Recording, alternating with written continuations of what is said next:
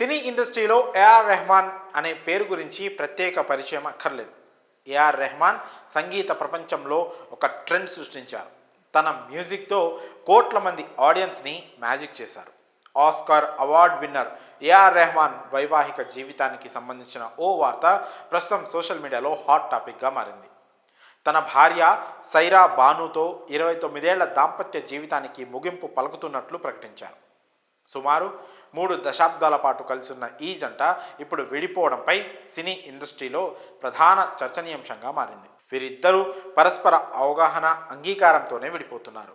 సైరా బాను రెహమాన్ విడాకుల విషయాన్ని సైరా బాను తరపు లాయర్ వందనా షా సోషల్ మీడియా ద్వారా ప్రకటించారు. కాగా 1995 మార్చిలో ఈ జంటకు వివాహం జరిగింది. మరికొద్ది రోజుల్లో 30వ వివాహ వార్షికోత్సవం జరుపుకోనున్న ఈ జంట విడిపోతున్నట్లు ప్రకటించడం అందరినీ ఆశ్చర్యపరిచింది. ఇండియన్ సినీ ఇండస్ట్రీలో మ్యూజిక్ డైరెక్టర్గా ఏఆర్ రెహమాన్కి ఎంత గొప్ప పేరుందో అందరికీ తెలిసిందే. స్లమ్ డాగ్ మిలీనియర్ మూవీతో వరల్డ్ టాప్ మ్యూజిక్ డైరెక్టర్గా ఆస్కార్ అవార్డు అందుకున్నారు. దేశ విదేశాల్లో ఎన్నో లైవ్ షోలు ఇస్తూ ప్రేక్షకులను ఎప్పుడూ ఎంటర్టైన్ చేస్తూనే ఉన్నారు.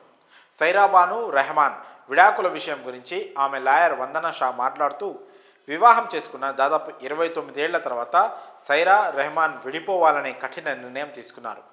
ఈ జంట ఒకరి పట్ల ఒకరు అమితమైన ప్రేమ ఉన్నప్పటికీ కొన్ని వ్యక్తిగత కారణాలు, ఇబ్బందుల నేపథ్యంలో వారి మధ్య దూరం బాగా పెరిగిపోయింది.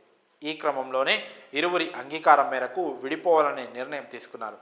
ఈ కఠిన పరిస్థితిని అర్థం చేసుకోవాలని, వ్యక్తిగత గోప్యతను గౌరవించాలని సైరా రెహమాన్ కోరుతున్నారు అని పేర్కొన్నారు. ఏఆర్ రెహమాన్ సైరా భానులది పెద్దలు కుదిర్చిన పెళ్లి.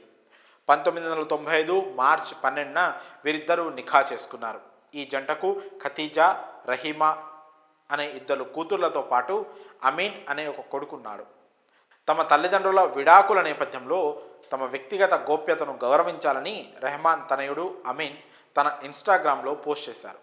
ఇదిలా ఉంటే తమ విడాకులపై రెహమాన్ స్పందిస్తూ, మేం గ్రాండ్గా 30వ వివాహ వార్షికోత్సవం చేసుకోవాలని ఆశించాం, కానీ అనూహ్య రీతిలో మా దాంపత్యానికి ముగింపు పలకాల్సి వస్తుందని ఆవేదన వ్యక్తం చేశారు. ఇది ఎంతో సున్నితమైన పరిస్థితి. దయచేసి అందరూ అర్థం చేసుకుంటారని భావిస్తున్నాను. ఈ పరిస్థితిని అర్థం చేసుకున్న కుటుంబ సభ్యులు, సన్నిహితులకు ధన్యవాదాలు అంటూ ట్వీట్ చేశారు.